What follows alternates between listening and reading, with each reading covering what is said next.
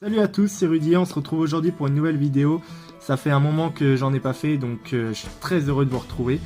Et comme vous avez pu le voir aujourd'hui, on va parler de la saga Harry Potter. La saga qui a vraiment un succès de malade. J'ai eu le choix entre ça et Deadpool, mais Deadpool, il y a un peu moins de choses à dire, donc il y a pas mal de références, pas mal de petits clins d'œil, donc je la ferai dans une autre vidéo, donc promis, je vous oublie pas. Et si à la personne qui m'a proposé Harry Potter, donc c'était une super idée que je n'avais pas forcément eu directement, donc je te remercie beaucoup, tu vas te sentir concerné dans cette vidéo du coup. Voilà, j'ai plein de choses à dire sur cette saga, donc j'espère que vous aussi vous en aurez. Donc vous pouvez tout marquer en commentaire, votre ressenti, ce que vous pensez de du mien de ressenti. Et parlez-moi aussi des livres aussi, parce que j'en parlerai un petit peu dans la vidéo. Parlez-moi de l'enfant maudit, ça serait pas mal d'avoir votre avis là-dessus, si ça aurait été en film, ce que vous en aurez pensé. Donc ce serait super d'en débattre là-dessus. Donc j'espère que cette vidéo vous plaira. Si c'est le cas, laissez un pouce bleu. Et j'espère que vous me proposerez d'autres idées pour une prochaine vidéo.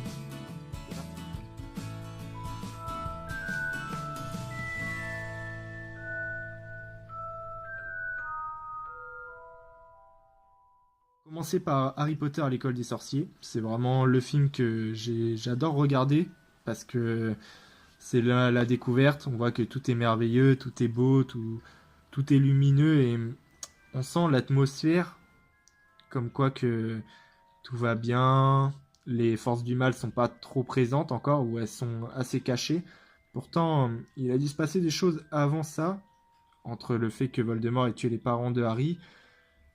Je pense qu'il y avait une époque sombre, mais on a réussi quand même à basculer de l'époque sombre à l'époque assez lumineuse, où il y a une nouvelle génération qui arrive. Pourtant, je pense qu'après les autres épisodes d'Harry Potter, on peut pas dire qu'on retrouve un monde assez lumineux comme avant. Je pense qu'après le passage de Harry, leurs histoires, tout ça, je pense que les choses sont toujours différentes, même si, même si voilà, on connaît tous la suite à la fin des derniers. Donc j'en reviendrai plus tard. Mais j'ai trouvé ça super le fait que ça nous donne envie de continuer le film, de vouloir savoir les suites, que ce soit en livre ou en film. Mais on va parler des Dursley. C'est vraiment une famille très mauvaise que je trouve vraiment avec une mentalité de merde, pour être honnête avec vous. Donc que ce soit Dudley, son oncle Vernon, franchement je peux pas les supporter. Et mais c'est quand même assez amusant de voir que c'est des enfoirés de première, mais que d'un sens ils jouent bien leur rôle parce que bon, c'est des acteurs évidemment, mais d'un sens on se sent mal pour Harry parce que c'est de la maltraitance quand même. Donc personne n'est trop chaud pour ça et pour apprécier ou rigoler de ce qu'on voit. Mais il y a quand même des choses qui sont marrantes parce que le fait qu'on voit les lettres qui arrivent, ça fout le bordel total chez eux. Ça, on peut pas s'empêcher de rigoler, de se dire ah c'est super, c'est merveilleux de voir que les choses elles sont prises en main, même s'ils sont complètement cons et qu'ils lui privent de tout. Et on voit que Poudlard, Dumbledore, il lâche rien pour que Harry puisse aller à Poudlard justement. Donc moi je trouve ça cool que le passé ou l'avenir les rattrape eux et rattrape Harry pour lui laisser une chance. Et parce que c'est l'élu quand même. Et maintenant, son arrivée aussi à la banque Gringotts, c'est quelque chose qui est inoubliable parce que on voit le décor de ouf avec les balais, toutes les boutiques. C'est un peu le genre de choses qu'on peut trouver dans certaines villes, j'ai l'impression, en France. Mais on n'a pas la même chose, c'est pas aussi merveilleux. On est ébloui par ce qu'il y a, par la magie. Et on a envie d'y être, on a envie de rentrer dans la télé, d'être dans le film et de se dire ouais, je veux profiter de tout ce que je vois, même si c'est juste pour regarder comme ça ou toucher avec les yeux, moi je veux bien y être. Donc je sais pas pour vous ce que vous en pensez de ça, mais je me suis toujours dit ça quand j'étais gosse et que je regardais l'arrivée d'Harry là comme ça, et émerveillé par ce qu'il voit. Et c'est super bien mis en scène comme ça dans les Harry Potter, je trouve que c'est génial. Donc c'est une des premières parties que j'adore le plus. C'est c'est un, c'est un passage qu'on veut voir des centaines et des centaines de fois parce que ça rappelle le bon vieux temps, le moment où il n'y a pas trop de problèmes ou qui sont pas encore visibles, puisque les forces du mal sont assez cachées, assez discrètes à ce moment-là. Mais ça, on va en parler par la suite des moments où que tout commence à un petit peu à se voir et on remarque un petit peu la supercherie de ce qu'il cache par le professeur Quirrell. Donc tout ça, on va en parler juste après.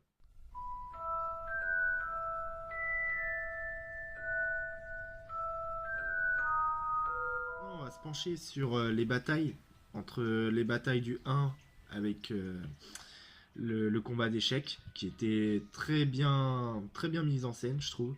C'était une super bonne idée. Il y avait pas mal de suspense. Je sais pas si vous l'avez ressenti comme ça, mais j'ai trouvé beaucoup de suspense dans les scènes. Après, le moment où il y avait les chiens à trois têtes qui étaient. Fou, qui t'en mettaient plein à la vue, tu te dis, ouais, c'est quoi ce délire? Ça foutait bien la trouille quand même à l'époque. Et j'ai plus adoré le 5, puisque l'atmosphère entre la révolte avec l'armée de Dumbledore qui s'allient tous ensemble pour échapper à Ombrage et puis le ministère et leurs règles et tout ça, j'ai trouvé ça super. Dommage que Dumbledore n'ait pas été assez présent dans ces moments-là, puisque bon, il était un petit peu poursuivi aussi. Mais j'ai trouvé que le 5 avait quelque chose de plus que les autres, puisque je sais pas, il dégageait quelque chose de différent. C'était un film où que c'était un peu plus libre et tout, chacun faisait comme il veut. Et j'ai adoré le moment où que tu vois Ombrage qui passe dans les couloirs et que elle sépare les gens qui s'embrassent ou elle les rhabille parce ils sont habillés n'importe comment.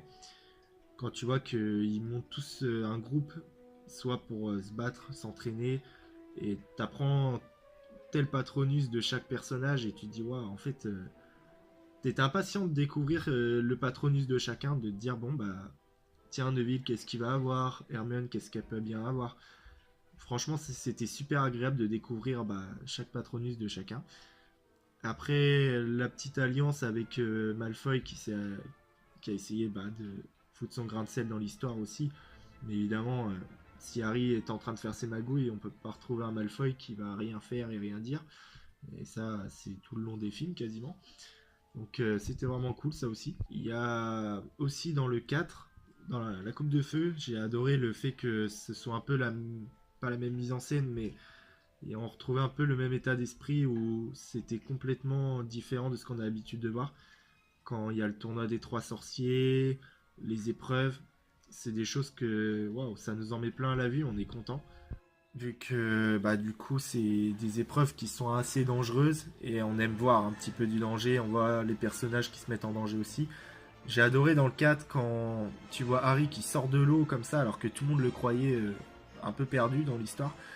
Et la façon qu'il sort de l'eau, j'ai trouvé ça mémorable, c'était inoubliable, c'était tellement stylé. Je sais pas si vous en avez pensé pareil à cette scène-là, mais franchement, j'ai adoré ça. Après, c'est vrai que dans le labyrinthe, ça a été assez tendu aussi. L'ambiance était pesante. C'était fait un peu exprès, parce que le labyrinthe, c'est quand même assez angoissant. Dommage que Cédric Diggory soit mort à la fin aussi, puisque on n'aurait pas pu trop l'éviter, mais au final, c'était un petit peu voulu quand même dans l'histoire.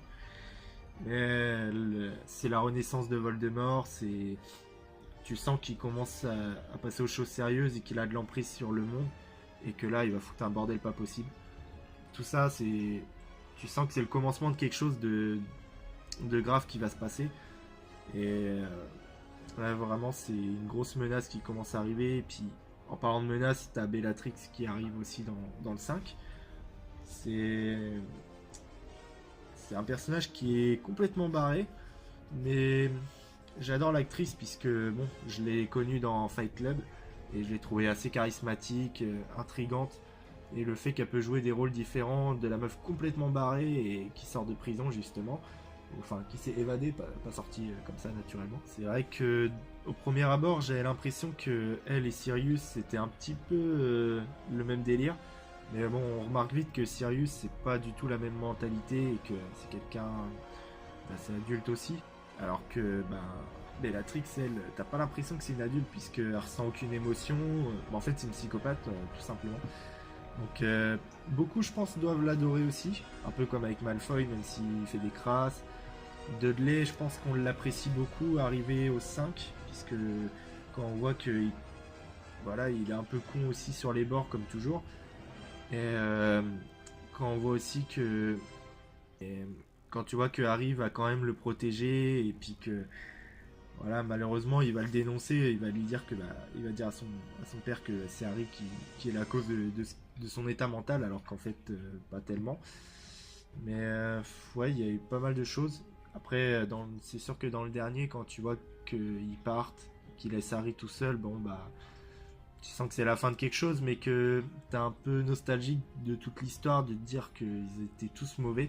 Ce qui est cool, c'est que dans le livre, quand tu vois que Dudley, au final, il était pas si mauvais que ça, puisqu'il revient vers Harry et que il essaye de sympathiser entre guillemets.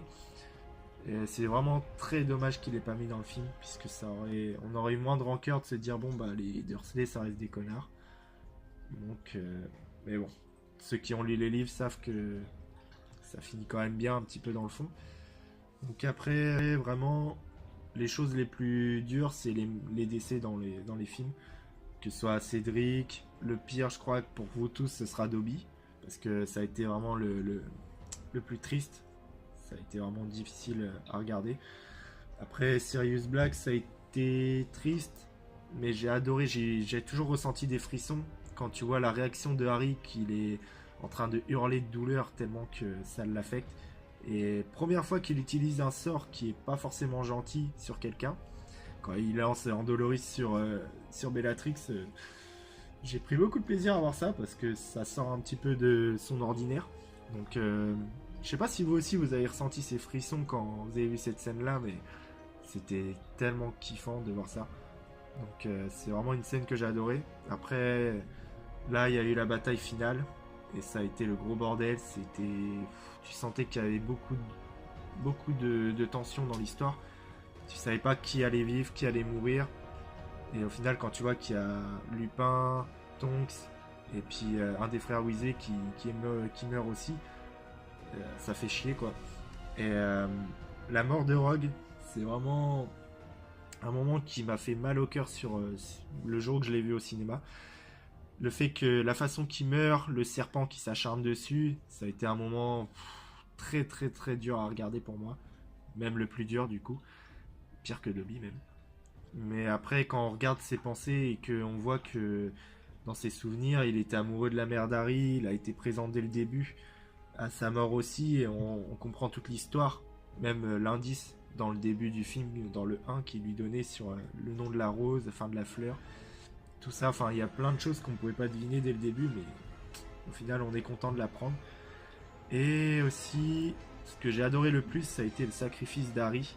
Ça a été un moment, t'es là, tu retiens ton souffle et tu vois qu'il prend son courage à deux mains, il se confronte à Voldemort en face et qu'il accepte la mort comme elle vient. Un peu comme dans le conte des trois frères, il cherche pas à dévier la mort, et il l'affronte en face et ça c'est fort. Il y a des scènes assez émouvantes aussi, genre quand ils sont à Godric Hollow et que tu vois la tombe des parents de Harry, c'était une scène assez belle puisque la neige, le décor, il y avait que Hermione malheureusement, Ron n'était pas là à ce moment-là donc ça a été dommage. Leur dispute, les Horcruxes, tout ça, ça a été des scènes assez chiantes puisque ils courent après un Horcrux, après ils allaient vers un autre, ils cherchaient à le détruire. Ça foutait de la tension parce que ça affectait le mental de Ron, un peu de tout le monde d'ailleurs. Il y a eu des belles scènes, la danse avec Hermione aussi qui a été vraiment super bien. Que pendant un moment, on aurait pu penser que Harry et Hermione ça allait se faire et tout, mais je pense que dès le début, on savait très bien que ça allait être Ron et Hermione, c'était sûr. Mais à partir du moment que tu vois Hermione qui est jalouse, quand Ron est sous l'emprise de l'amour de sa meuf, Ça a été, c'est la Von Braun si je me trompe pas. Et même lors du du 6, quand tu vois que bah l'atmosphère est complètement différente aussi de ce qu'on peut voir, c'est un peu plus sombre. Mais tu sens qu'il y a un peu de gaieté quand Ron prend le filtre d'amour et qu'il fait un trip total. Mais tu vois que Hermione, elle se rapproche d'un mec aussi en même temps. Enfin, elle se rapproche, non, mais que, que le mec se rapproche d'elle et qu'elle le recale parce qu'on sait qu'au fond, elle aime Ron. Et le plus intense a été leur baiser à la fin. J'ai plus préféré le baiser d'Harry et Hermione, enfin d'Harry et Ginny à la fin du dernier aussi, plutôt que de celui où ils sont dans la maison dans la maison des Weasley.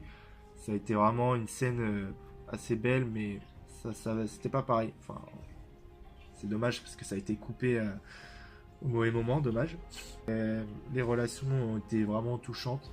C'était des relations que j'ai aimé voir.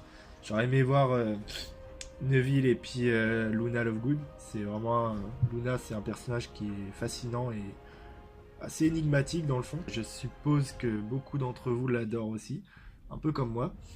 Après, j'aimerais souligner le courage de Neville aussi, que tu vois dès le début il a jamais de chance, il a toujours des galères, et que tu vois plutôt qu'à la fin, bah, c'est le truc inverse, c'est lui qui est limite plus courageux que les autres. Il va à chaque fois se confronter à Voldemort, il va lui dire les choses comme il le pense, il n'a pas peur de mourir. Et je pense il a un rôle clé dans l'histoire depuis le début, même si au début il n'est pas exploité complètement, parce que c'est bien de le faire passer un peu pour un nul avant de le rendre badass. Et maintenant, parlons du dernier passage. On va passer quelques années plus tard maintenant. C'est tout de suite. On va parler de la scène 19 ans plus tard. J'ai vu un petit peu comment ils l'ont tourné. Et j'ai trouvé ça amusant qu'ils ont mis des faux acteurs pour éviter que la foule vienne et que ça soit le bordel. Et j'ai adoré parce que quand tu vois qu'ils ont vieilli les personnages, ça a été vraiment original l'idée de les cacher aussi. Et quand tu vois les enfants de Harry, je me suis dit, mais putain, ils ont l'air d'avoir un bon rôle dans l'histoire pour la suite. Et ce serait vraiment super qu'ils fassent un film avec ses enfants, ou qu'il y ait des apparitions d'Harry, Ron et Hermione évidemment. Et quand tu vois le regard entre Harry et Malfoy, j'ai trouvé une sorte de paix, parce que je me suis dit, voilà, ils se sont un peu pardonnés les coups foireux qu'ils se sont foutus l'un avec l'autre. Ça, j'ai vraiment adoré aussi. Après, je sais pas, par rapport à l'enfant maudit, j'ai lu le livre aussi, et j'ai trouvé l'histoire super bien. Ça donnait envie que ce soit une vraie suite. Et je sais pas pour vous, mais le fait que bah, y a pas mal de choses qui sont un peu impensables dans la fin de l'histoire, dont je ne spoilerai pas évidemment. Et, et à ce moment-là, en fait, tu te dis que t'as pas forcément envie qu'ils partent dans le train parce que c'est la fin de l'histoire, c'est la fin d'Harry Potter en lui-même. Et mais d'un sens, t'es content parce que tu te dis voilà, ça a duré quand même des années et il y a toutes bonnes choses qui ont une fin, malheureusement. Donc c'est quelque chose que j'ai adoré regarder, mais j'ai été un peu triste à la fin parce que tu dis c'est la fin et puis il faut s'y faire et c'est comme ça. Après, il y a plein de bons moments quand tu revois les autres films, que tu revois à partir du 1 ou à partir de n'importe quel autre que tu préfères. Même à partir du 2, quand tu vois les duels entre Harry, entre Malfoy, quand tu vois Lockhart et puis Rogue qui s'affrontent aussi et que Lockhart se prend une grosse branlée, ça c'était très très drôle aussi.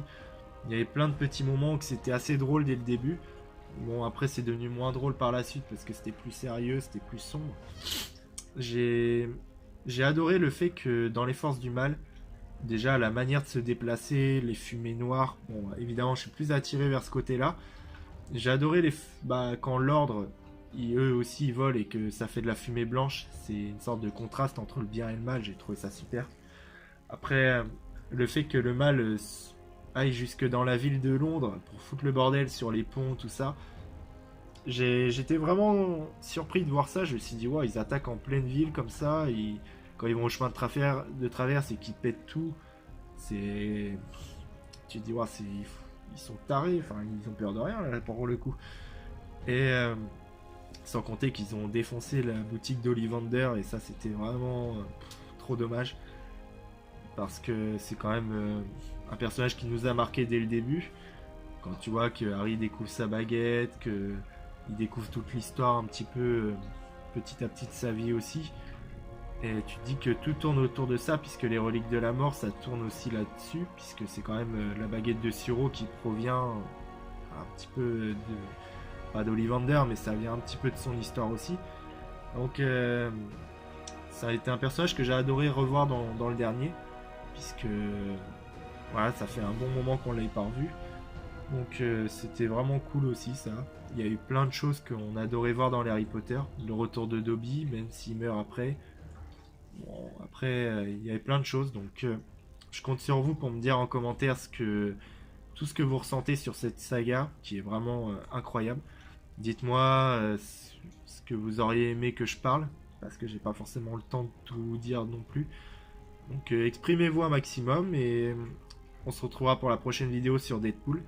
Donc en attendant, je vous souhaite que des bonnes choses et à une prochaine vidéo.